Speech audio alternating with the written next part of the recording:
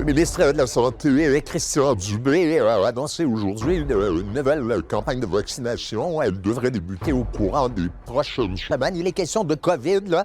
Et Philippe, on s'attend à une hausse des cas de COVID-19. Maintenant, il faut revenir à nos moutons, puis il faut faut se préparer pour l'automne qui s'en vient. Et ça passe par la vaccination. Et ça passe par la vaccination à 2 doses d'une forte proportion de la population. Par la vaccination, on a la chance d'agir durant l'été sur 2 niveaux. Parce que plus on est vacciné collectivement, une détérioration à l'automne. En fait, le passeport vaccinal devient un instrument de plus dans notre... Je dirais en terminant que la vaccination, c'est non seulement bon pour nous tous, collectivement, mais c'est bon pour chacun de nous, pour notre liberté individuelle. C'est maintenant plus vrai que jamais, la vaccination est notre passeport. Et je peux vous dire une troisième chose. On ira ensemble vers ce nouvel ordre mondial. Et personne, je dis bien, personne ne pourra s'y opposer. Le gouvernement mondial de l'Antéchrist.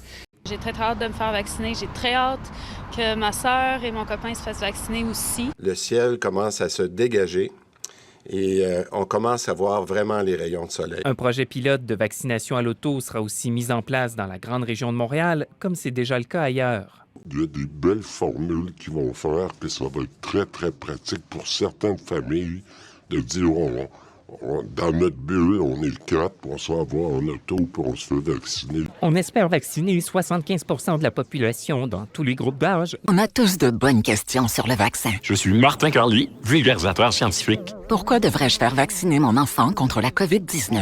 La vaccination contre la COVID-19 a pour but de protéger les enfants contre la maladie et ses complications. Elle prépare le corps à combattre le virus responsable de la COVID-19. Si votre enfant a la COVID-19, ses principaux symptômes devraient s'apparenter à ceux d'un rhume. Par contre, d'autres symptômes plus dérangeants comme une fatigue intense, un essoufflement ou une perte de l'odorat ou du goût peuvent aussi apparaître et durer plusieurs mois. Même si c'est rare, votre enfant pourrait aussi développer des complications comme une pneumonie ou avoir d'autres problèmes aux poumons ou au cœur.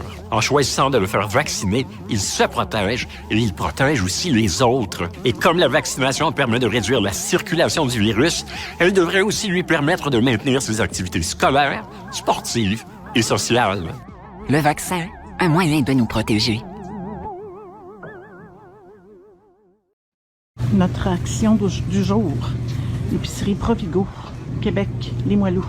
Ils étaient 8 et ils s'étaient donné rendez-vous.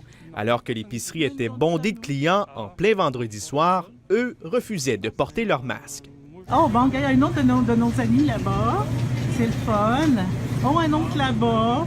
Hey, on va peut-être influencer du monde, hein? Les employés ont tout tenté pour les sensibiliser sans succès. Vous avez proposé de quitter le magasin étant donné que vous n'aviez pas de masque? Non, à moi, jamais. Non. Non? Ben, je vous le propose maintenant. La police est en route. Le gérant du magasin n'a pas eu d'autre choix que d'appeler le 911. Les policiers sont arrivés. Au moment où les agents débarquent dans l'épicerie, certains récalcitrants changent tout à coup d'idée et remettent leur masque. Il y a une de notre gang qui a mis son masque. En bout de ligne, 56 masques vont recevoir une amende de 1 546 $. On parle de 5 personnes, 4 femmes, 1 homme, qui sont âgés entre 46 et 61 ans. Alors, les policiers vont rédiger un rapport, ça va être soumis aux enquêteurs et par la suite, le rapport sera soumis au DPCP. Ce genre d'incident est extrêmement rare depuis le début de la pandémie. Il arrive que parfois, un client refuse de porter le masque et de collaborer. Si le doit mettre tout en place pour s'assurer de toutes les mesures soient respectées au niveau de la santé publique, ben ce sera au client qui ne respecte pas les consignes de recevoir une contravention, recevoir un ticket. Il y a du monde qui ne se rend pas compte du danger dans lequel on est confronté. C'est des gens qui politisent le problème alors que c'est un problème de santé. Je comprends pas. faut suivre les règles en conséquence. Dans les Laurentides, une trentaine d'anti-masques a aussi manifesté dans un centre commercial en dansant et en criant à tue-tête, sans masque, en fin de semaine. Ici Pierre-Alexandre Bolduc, Radio-Canada, Québec.